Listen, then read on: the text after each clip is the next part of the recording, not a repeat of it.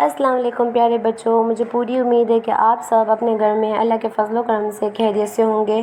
میں آپ کی اردو کی استانی ہوں، یعنی کہ آپ کو اردو کا مضامین پڑھاؤں گی، اور آج میں آپ کو اردو کا ایک نصاب سمجھانے جا رہی ہوں۔ آج ہم سمجھیں گے باب نمبر 3 آئیے قطار بنائیے، جو کہ صفحہ نمبر 15 پر مشتمل ہے، یعنی کہ موجود ہے۔ آئیے قطار بنائیے اس عنوان کا نام ہے۔ آپ کو پتہ ہے قطار کی میننگ کیا ہوتی ہے، معنی کیا ہوتی ہے؟ قطار کے معنی ہوتی ہے ایک سیدھی اور لمبی صف۔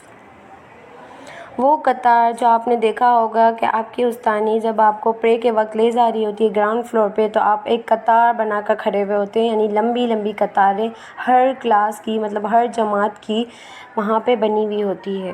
تو آپ قطار بنا کر پرے پڑھتے ہیں۔ پھر اس کے بعد جب آپ بریک ٹائم میں چیز لینے جا رہے ہوتے ہیں تو آپ نے کینٹین میں دیکھا ہوگا کہ آپ کینٹین کے پاس قطار بناتے ہیں اپنی باری کا انتظار۔ تو بچوں، آپ نے دیکھا ہوگا کہ بس اسٹاپ پر بھی کس طریقے سے ایک قطار بنی ہوتی ہے، اور سب قطار ایک کے پیچھے ایک قطار بنی ہوتی ہے۔ جیسے ہی بس آتی ہے تو وہ ایک دوسرے کے ایک کے پیچھے ایک لوگ جاتے رہتے ہیں اور اپنی نشست پر بیٹھتے ہیں۔ اس طریقے سے ان کی وقت کی بھی بچت ہوتی ہے، اور مل کر وہ لوگ بیٹھ کر اپنے سفر تک بھی پہنچ جاتے ہیں۔ اگر وہ یہی کام بھیڑ اور ہجوم میں کریں، یعنی بھیڑ بنا کر ایک ہجوم بنا کر اندر گھسیں گے، تو کسی نہ کسی ایک کو دھکم دھکا ہو جائے گا، دھکم پیل ہو جائے گی، اور جو ہے لوگ گر جائیں گے اور لوگوں کو چوٹ لگ جائے گی، ان کا وقت بھی ضائع ہوگا۔ تو اس نصاب میں جو ہے آپ کو جواد کی ایک کہانی کے ذریعے بتایا گیا ہے کہ ہمیں کس طریقے سے قطار بنانی چاہیے، قطار کے کیا فائدے ہیں اور قطار کے کیا اصول ہیں۔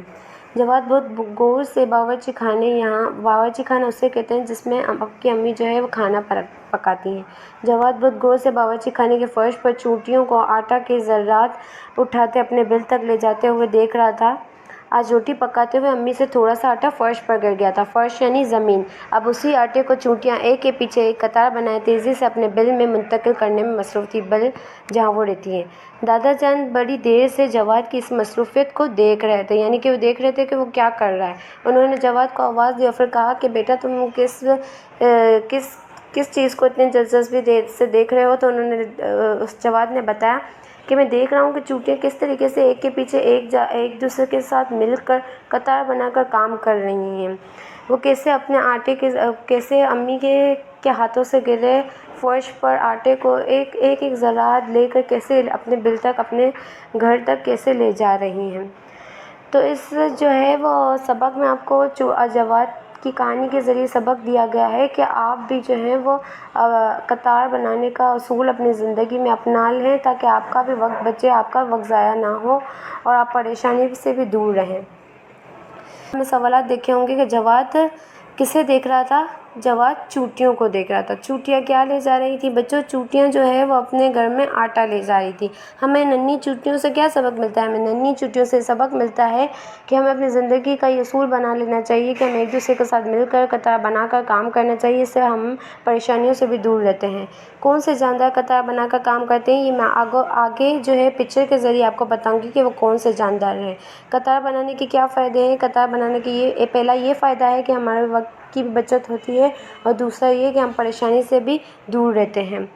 آپ نے جو ہے وہ میں نے سوال آپ کو بتایا تھا چوتھا، تو اس میں آپ سے پوچھا گیا تھا کہ وہ کون سے جاندار ہیں۔ آپ اوپر دیکھ رہے ہوں گے پرندے ہیں، اونٹ ہے، چونٹیاں ہیں، کس طریقے سے قطار بنا کر کام کر رہی ہیں۔ الفاظ معنی آپ نے اپنے نصاب میں دیکھے ہوں گے، جو کچھ ہارڈ ورڈ ہیں جو آپ کو مشکل لگتے ہوں گے، اس کے معنی جو ہے بتائی گئی ہیں۔ قطار سیدھی اور لمبی صف کو کہتے ہیں۔ منتقل کرنا یعنی ایک جگہ سے دوسری جگہ لے جانا۔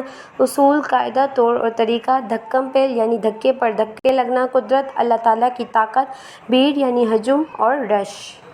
Thanks for watching. مجھے پوری امید ہے کہ آپ کو اپنا نصاب آئیے قطار بنائیے اچھے طریقے سے سمجھ میں آ گیا ہوگا، اور اب آپ جس کہانی سے آپ کو یہ سبق ملا ہے جواد کی کہانی سے، وہ اصول آپ اپنی زندگی میں بھی اپنا لیں گے، اور کبھی بھی بھیڑ اور رش نہیں جمع کریں گے، بلکہ قطار بنا کر عزت کے ساتھ ایک دوسرے کے ساتھ مل کے کام کریں گے۔ ٹھیک ہے بچوں، جو اپنا خیال رکھیے گا۔ اللہ حافظ۔